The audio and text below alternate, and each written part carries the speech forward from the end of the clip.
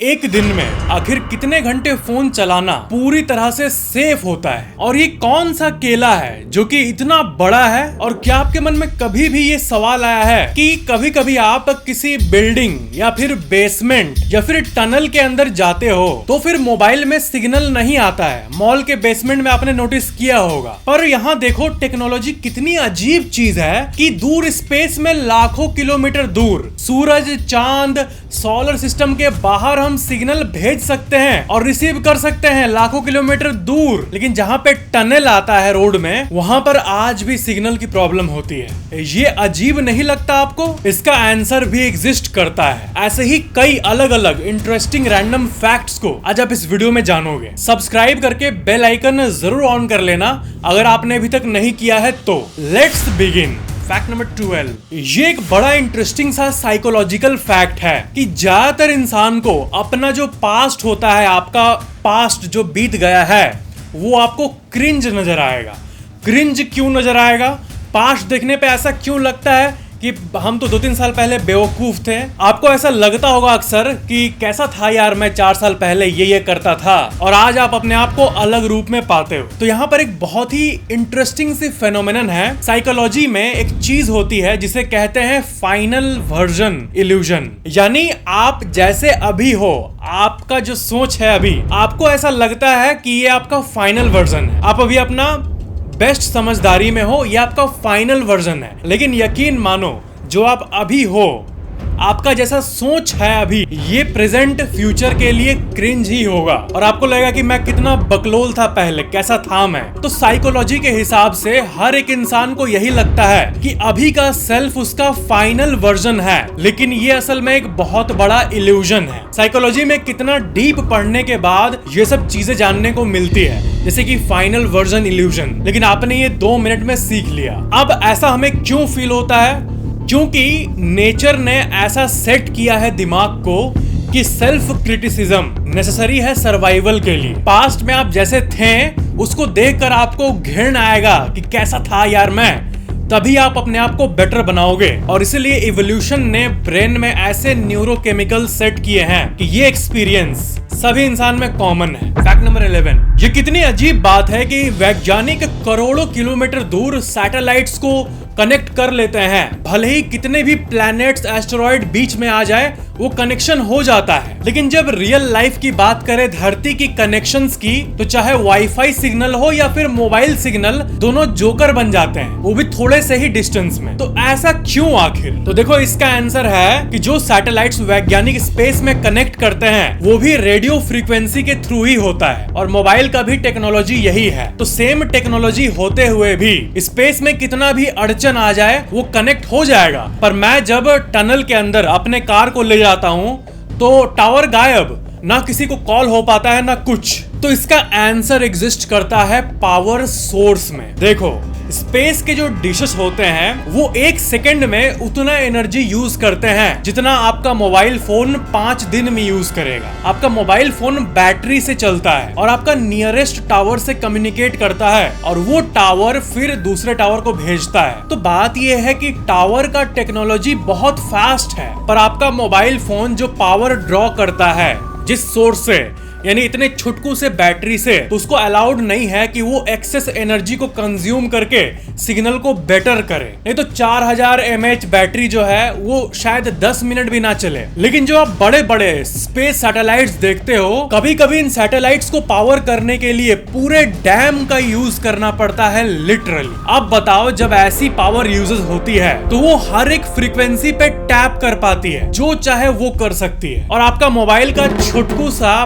Battery power source ही वो कारण है जिसके चलते वो सिग्नल लूज कर जाता है, इवन अंडर बेसमेंट। बाकी रेडियो फ्रीक्वेंसीज को तो इटर्नल माना जाता है। स्पेस में वो अरबों खरबों किलोमीटर दूर आसानी से ट्रैवल कर लेता है। Fact number 10। देखो, स्कूल और कॉलेज में और जनरल बातचीत में भी बहुत सी चीजें हम सीखते हैं जो कि गलत होती है। एक फैक्ट है कि Jupiter is a failed star, यानी जुपिटर प्लैनेट इतना बड़ा है कि वो तारा बन सकता था, पर थोड़ा सा मटेरियल कम होने के चलते वो प्लैनेट ही रह गया। पर क्या ये बात असल में सच है?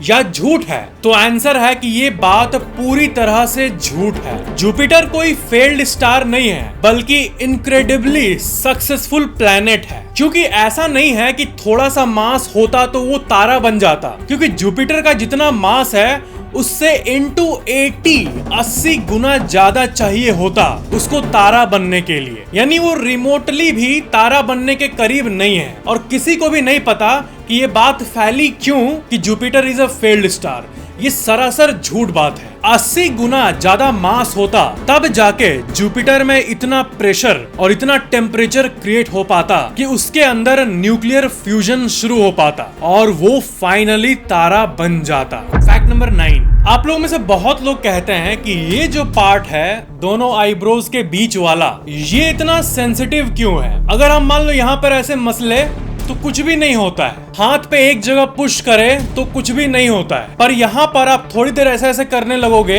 या फिर आंख बंद करके ऐसे भी करोगे तो पेन होने लगेगा। सिर्फ इस एरिया में ही नहीं बल्कि पूरे सर में ही दर्द होने लगेगा। पर ऐसा क्यों भला? वाई? तो देखो, इस पॉइंट को ग्लबेला कहा जाता है और ये तो मैंने पहले भी बताया था। बट इस सवाल का आंसर ये है कि इसी पॉइंट से बहुत सारे नर्व्स एक्सटेंड होते हैं और सिर्फ इसी एरिया में नहीं बल्कि पूरे सर में सबसे इंपॉर्टेंट नर्व्स। और यहाँ का बैकग्राउंड कुछ ऐसा दिखता है। बॉडी के सबसे सेंसिटिव नर्व्स यहाँ पर मौजूद होते हैं, इसलिए इससे मजाक नहीं। और स्पिरिचुअलिटी में ये थर्ड आई पोजीशन भी होता है। इसलिए देखना, जब हेडेक होता है, माथा दर्द देता है, तो इस जगह पर एक अजीब सा सेंसेशन फील होता है। फैक्ट नंबर 8, ये कमेंट देखो, what is the most abundant element in the universe?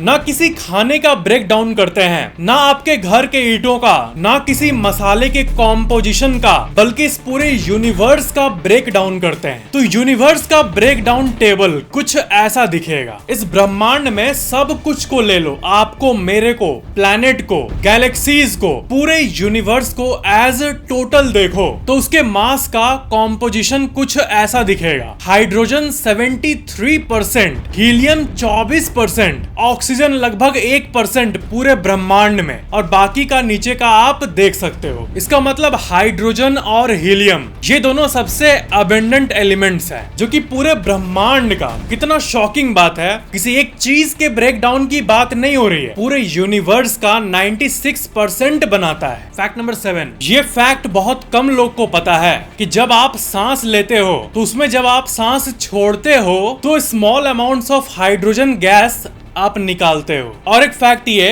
कि जब आपका खाना पेट में पचता है तब भी थोड़े मात्रा में हाइड्रोजन निकलता है, स्पेशली जब फाइबर्स पेट में ब्रेक हो रहे हो तब। गैसोलीन जिसे गाड़ियां चल रही है, तेल, वो भी मेजरली हाइड्रोजन और कार्बन से ही बना रहता है, यानी पावर हाइड्रोजन से ही मिल रहा है। पानी सबसे कॉमन, उसमें क्या होता है भाई? हाइड्रोजन। और अब तो हाइड्रोजन पावर्ड रेलवे और गाड़ियां और बैटरियां भी निकल रही है। फैक्ट नंबर 6, क्या आपने कभी सोचा है कि 21 तोपों की सलामी ही क्यों होती है? ऐसा कहा जाता है ना कि अरे वाह, इनको तो 21 तोपों की सलामी देनी चाहिए। ये आखिर आया कहां से? तो इसकी एक इंटरेस्टिंग कहानी है। पहले के जमाने में दो साम्राज्य में जब भी रेस्पेक्ट की बात आती थी, जैसे मान लो एक साम्राज्य दूसरे साम्राज्य से दोस्ती करना चाहता है, तो पानी के थ्रू जहाज में वो लोग जाते थे। तो अपने इलाके से निकलकर जब वो दूसरे साम्राज्य की तरफ बढ़ते थे तो यहाँ पर वो 7 बार तोप से गोलियां छोड़ते थे एज रेस्पेक्ट कि देखो, हम अपना जो शिप है उसको अनलोड कर रहे हैं, हम आपसे दोस्ती करना चाहते हैं। और 7 बार ही क्यों? क्योंकि 7 का सिग्निफिकेंस पूरी दुनिया जानती है। 7 एक मैजिकल नंबर होता है, और जो जमाने में ये होता था ये चीज हजारों साल पहले, उस समय कई सिविलाइजेशंस में सिर्फ 7 प्लैनेट को ही जाना जाता था। यानी उस टाइम ये कहते थे कि 7 ग्रह हैं। तो बात ये है कि समुद्र में 7 तोप, लेकिन जैसे ये तोप का आवाज आता था तब उसके होमलैंड में भी, तब इधर वाला साम्राज्य का जो होमलैंड है वहां पर जितना समुद्र में तोप छोड़ा गया उससे 3 गुना ज्यादा तोप को छोड़ा जाता था। 7 into 3 यानी टोटल 21 कि हम दूसरे साम्राज्य को रेस्पेक्ट दे रहे हैं। तो ऐसे ही 21 तोपों की सलामी निकली। हालांकि इस चीज में उतनी भी लॉजिक नहीं है, लेकिन ये 21 तोपों की सलामी 21 ही क्यों? इसका आंसर बेस्ट इतिहास में यही है। फैक्ट नंबर 5, इस वीडियो में आप एक बनाना को देख पा रहे होंगे और ये दुनिया का सबसे बड़ा केला है। इसे कहते हैं जायंट हाईलैंड बनाना और इसका साइंटिफिक नेम है म्यूसा इंजेंस और ये ज्यादातर पैपुआ न्यू गिनी में होता है, यानी साउथ ईस्ट एशिया में। फैक्ट नंबर 4, ये एक इंटरेस्टिंग सवाल है कि अगर न्यू बॉर्न बेबी का हाथ यहाँ पे कट जाए तो क्या वो रीजेनरेट कर लेगा? जैसे कि बहुत लोग जब साइंस फिक्शन मूवीज देखते हैं, जैसे कि मार्वल की मूवीज, तो उसमें डेडपुल जैसे कैरेक्टर को जब देखते हैं कि वो अपने बॉडी के चोट को हील कर ले रहा है तुरंत, यानी रीजेनरेटिव पावर उसमें बहुत है, तो बड़ा इंटरेस्टिंग लगता है। तो देखो, नॉर्मल एडल्ट में वैसा पावर तो होता नहीं है कि अगर कुछ कट गया तो वो रीजनरेट हो जाएगा, पर आपको पता ही होगा कि 1-2 महीने 6 महीने के छोटे छोटे बच्चों का जो रीजनरेटिव पावर होता है वो एडल्ट से 56 गुना ज्यादा होता है, क्योंकि वो अल्ट्रा ग्रोइंग फेज में होते हैं। वो कब इतने छोटे से इतने बड़े हो जाते हैं पता भी नहीं चलता। तो क्या 2 महीने का बच्चे का हाथ अगर मान लो यहाँ से पूरा कट गया तो क्या रीजनरेट कर पाएगा वो? तो अगर एक बच्चे का पूरा अंगुली कट गया तो पूरा फिंगर नहीं आएगा, क्योंकि भले ही रीजेनरेटिव पावर 56 गुना ज्यादा हो, लेकिन इंसान में ऐसी कैपेबिलिटी दूर दूर तक है ही नहीं कि हमारा कोई बॉडी पार्ट वापस आ सके। समुद्र में कई ऐरे गहरे जीव का ऐसा पावर है, लेकिन इंसानों में ये मच नीडेड पावर नहीं है। और वैज्ञानिक जितने भी सिमुलेशंस किए हैं कंप्यूटर में, उससे भी यही पता चला है कि आने वाले टाइम में एवोल्यूशन के चलते जो इंसान बदलेंगे उसमें भी ऐसा रीजनरेटिव पावर तो नहीं आ पाएगा। Sad news for science fiction enthusiasts. Fact number 3, आपने एक चीज को देखा होगा कि जो डेफ ब्लाइंड पीपल होते हैं वो नॉर्मल लोगों से ज्यादा इंटेलिजेंट होते हैं। जैसे कि आप किसी से भी पूछ लेना, जो लोग बोल नहीं पाते हैं, गूंगे होते हैं, उनका दिमाग काफी शार्प रहता है, जल्दी चलता है। या फिर कोई अगर सुन नहीं पाता है तो उसका कोई ना कोई बॉडी का अदर सेंस बहुत हाइटेन हो जाता है। तो ऐसा क्यों होता है? ऐसा इसलिए क्योंकि बॉडी जो खाना खा रही है और बॉडी के अंदर जो भी एनर्जी जनरेट हो रहा है वो अगर एक चीज में ना जाए तो दूसरे चीज में वो अपने आप चैनलाइज हो जाती है। जैसे कि जो लोग मौन व्रत रखते हैं, कई लोग 10-10 दिन के मौन व्रत रखते हैं, तो जो लोग ऐसा करते हैं उनसे आप जाके एक बार पूछना, वो ये बात जरूर कहेंगे कि उन 10 दिनों में उनका ब्रेन काफी शार्प फील होता है, अपने आप ही अलग अलग थॉट्स आने लगते हैं और जनरली बहुत फास्टर हो जाता है ब्रेन, क्योंकि इंसान जो इतना बोलता है इसमें एनर्जी यूज होता है। तो अगर ये ना हो तो बॉडी का पावर कंजर्व रहता है, चैनलाइज हो जाता है।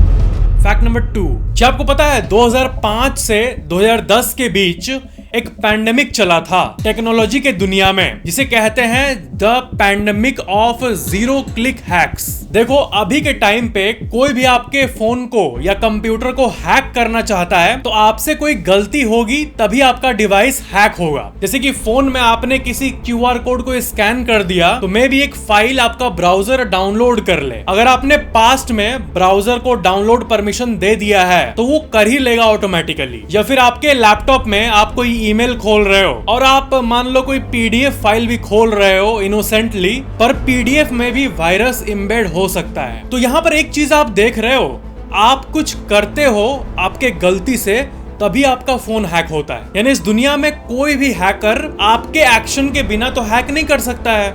आपको नॉलेज होगा कि अननोन ईमेल पे क्लिक नहीं करना है, अननोन SMS को इग्नोर करना है, ये सब अगर आपको पता है तब तो आपका फोन हैक नहीं होगा। पर 2005 से 10 के समय चाहे डेस्कटॉप हो चाहे मोबाइल हो, उस टाइम जीरो क्लिक हैक्स धड़ल्ले से चल रहा था। यानी ऐसे वायरस जो कि बस सेंड करने से ही फोन में चला जाता हो, जीरो क्लिक, यानी क्लिक की नीड ही ना हो। आपके लैपटॉप में ईमेल आया तो आप कुछ अटैचमेंट या डाउनलोड्स खोलो या ना खोलो, वो इन्फेक्ट कर देता था। ना प्रॉपर कुकी सिस्टम था ब्राउजर का, ना प्रॉपर फाइल सिक्योरिटी, और इसे ही जीरो क्लिक हैक कहा जाता था। अब देखो ये कितनी खतरनाक चीज है, ऐसे तो कोई भी चीज हैक हो जाती। उस टाइम वो लोग जो कि ऐसा कोई सेटिंग लगा के रखते थे कि do not receive email from unknown email IDs, या फिर do not receive any message except my contacts, वही लोग बचे रहते थे। हालांकि भारत में ये चीज उतनी रेलेवेंट नहीं लगती है, क्योंकि उस टाइम मोबाइल इंटरनेट टेक्नोलॉजी तो भारत में सिर्फ 1 से 3% लोग ही यूज किया करते थे। पर इस पे आप रिसर्च करोगे तो आप पगला जाओगे। फैक्ट नंबर 1, ये सवाल पूरी दुनिया पूछती है कि कितने घंटे फोन चलाना सेफ होता है हमारे बॉडी, हमारे आईज और हमारे माइंड के लिए। तो प्लस वन, जो कि सैन फ्रांसिस्को बेस्ड एक रिसर्च ऑर्गेनाइजेशन है, उसने रिसेंटली 50,000 एडल्ट के सैंपल साइज को लेकर रिसर्च किया था। और उस रिसर्च का रेफरेंस मैं आपको स्क्रीन पे दिखा दे रहा हूँ। और इसमें यही पता चला कि 4 घंटा का जो ड्यूरेशन है पूरे दिन में, उसके बाद प्रॉब्लम होना शुरू होता है। यानी रिसर्च में और भी बहुत चीजें लिखी हुई है, लेकिन सिंपल समरी ये है कि 4 घंटे के बाद ही प्रॉब्लम होना शुरू होता है। प्रॉब्लम में सबसे बड़ा प्रॉब्लम ये होना शुरू होता है जिसे कहते हैं स्लीप इम्पेयरमेंट। आपको तो पता ही होगा कि फोन से ब्लू लाइट एमिट होता है, जो कि मेलाटोनिन, जो कि वो हार्मोन है जो कि हमें सुलाता है, उसको इफेक्ट करता है। इसीलिए ऐसा रिकमेंडेड होता है कि रात के 11 बजे के बाद आपको फोन में नाइट मोड ऑन कर लेना चाहिए। आजकल हर फोन में वो सेटिंग आता है जिसमें नाइट मोड रहता है, और नाइट मोड ऑन करोगे तो आपका स्क्रीन थोड़ा थोड़ा रेड हो जाएगा। सिंपली स्पीकिंग, रेडिश स्क्रीन हो जाएगा। तो ये ब्लू लाइट को ब्लॉक करता है और ये जो स्लीप इम्पेयरमेंट वाली प्रॉब्लम है इसको ऑलमोस्ट खत्म कर देता है। और दूसरी प्रॉब्लम पाई गई टेक्स्ट नेक की। अब ये टेक्स्ट नेक क्या है? तो जब कोई फोन देखता है तो उसका यूजुअल पोज ऐसे नीचे तरफ होता है, तो घंटों तक जब ऐसे नेक होता है तो नेक पे एक प्रेशर पड़ता है, और ये भी 4 घंटे से ज्यादा यूज करने वालों को ज्यादातर होता है। और बॉडी की सभी नर्व्स, चाहे पैर की हो, कमर की हो, छाती की हो, सब आखिरकार ब्रेन से जुड़ते हैं नेक के तरफ से ही। यही तो एक पाइप है ना जो कि पूरे बॉडी को दिमाग से कनेक्ट करता है एक तरह से। तो इसीलिए फोन चलाने के बाद बीच बीच में ऐसे से घुमा लो सर को। और 2 घंटे फोन चलाने से डेंजर होता है, ये बात असल में 12 साल से कम के बच्चों में अप्लाई होती है जिनका ब्रेन डेवलपमेंट के फेज में होता है। पर हमारी दुनिया का विरोधाभास ये है कि एडल्ट्स तो 4 घंटे से कम चलाते हैं जनरली, आप और हम। पर जो बच्चे होते हैं उनको बचपन से ही आजकल लो बेटा फोन चलाओ 5-6 घंटे छोड़ दिया जाता है। और बड़े होने के बाद उनके दिमाग में ना एनालिटिकल स्किल्स डेवलप हो पाता है, ना मैथमेटिकल स्किल डेवलप हो पाता है, ना कम्युनिकेशन स्किल डेवलप हो पाता है। इसलिए अगर आपका कोई बच्चा है तो ट्राई करो कि उसकी ज्यादातर जिंदगी ऑफलाइन हो, ना कि ऑनलाइन। वो बच्चा जब 18 साल का हो जाएगा तब उसको जो करना है वो कर सकता है, क्योंकि तब तक ब्रेन डेवलप हो चुका होता है। तो ये थी आज की सारी जानकारी। वीडियो को लाइक जरूर करना और नीचे कमेंट करना कि ये वीडियो कैसा लगा। और अगर आपने अभी तक सब्सक्राइब करके बेल आइकन ऑन नहीं किया है तो जरूर कर लेना। Thank you so much for watching this video. मिलते हैं अगले वीडियो में।